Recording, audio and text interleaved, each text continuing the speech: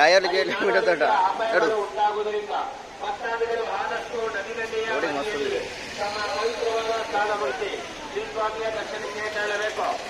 ಮಹಿಳೆಯರಿಗೆ ಬಟ್ಟೆ ಬದಲಾಯಿಸಲು ಪಾರ್ಕಿಂಗ್ ಗ್ರೌಂಡ್ನಲ್ಲಿ ಡ್ರೆಸ್ಸಿಂಗ್ ರೂಮ್ನ ವ್ಯವಸ್ಥೆ ಇದೆ.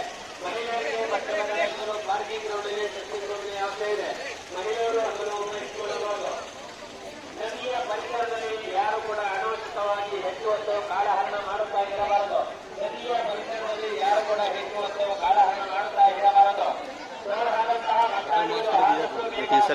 ಸ್ನಾನ ಮಾಡಲು ನದಿಗೆ ಇಳಿಯುವಾಗ ನಿಮ್ಮಲ್ಲಿರುವ ಹಣ, ಬೆಲೆ ಬಾಳುವ ವಸ್ತುಗಳನ್ನು ಹಾಗೂ ಲಗೇಜುಗಳನ್ನು ನದಿ ದಂಡೆಯ ಮೇಲಿಟ್ಟು ಸ್ನಾನಕ್ಕೆ ಇಳಿಯಬಾರದು. ನೀವು ಸ್ನಾನಕ್ಕೆ ಹೋಗುವಾಗ ಲಗೇಜಿನ ಹತ್ತಿರ ನಿಮ್ಮವರನ್ನ ಕೂರಿಸಿ ಸ್ನಾನಕ್ಕೆ ಹೋಗಬೇಕು. ನೀವು ಸ್ನಾನಕ್ಕೆ ಹೋಗುವಾಗ ಲಗೇಜಿನ ಹತ್ತಿರ ನಿಮ್ಮವರನ್ನ